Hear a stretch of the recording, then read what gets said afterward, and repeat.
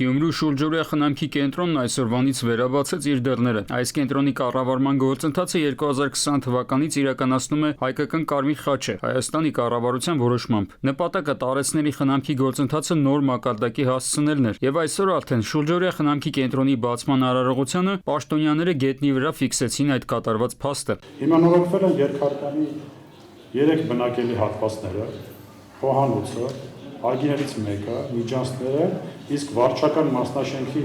առաջին հարկի վերանորոգումից հետո այն ծառայել է անկողնային խնամք պահանջող մեր շահառուների համար։ Կառավարության հետ հուշագրի շրջանակում Հայկական Կարմիր խաչի ընկերությունն ի սկզբանե պարտավորվել էր կատարել մոտ 270 միլիոն դրամ ներդրում, սակայն գույքի ձեռքբերման վերանորոգման կահավորման աշխատանքների համար արդեն կատարել է 600 միլիոն դրամի ներդրում։ Տարեցների խնամքի որակը էականորեն բարձրացնելու նպատակով Հայկական Կարմիր խաչն իրականացրել է նաև նախկին տուն-ինտերնատի աշխատակիցների կարողությունների զարգացման ու բարելավման դասընթացներ։ Միջազգային փորձագետների կողմից նաև մշակվել է խնամքի մոդել, որն այժմ գործարկման փուլում է։ Կարծում ենք, որ այս լավ համագործակցությունը պետք է շարունակենք, ինչու ոչ նաև ընդայնենք այլ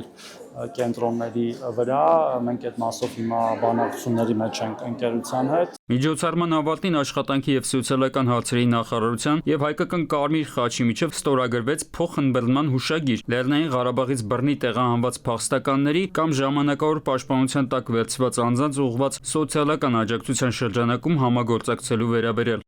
Արմեն Աթելյան, ժամը լրատվական։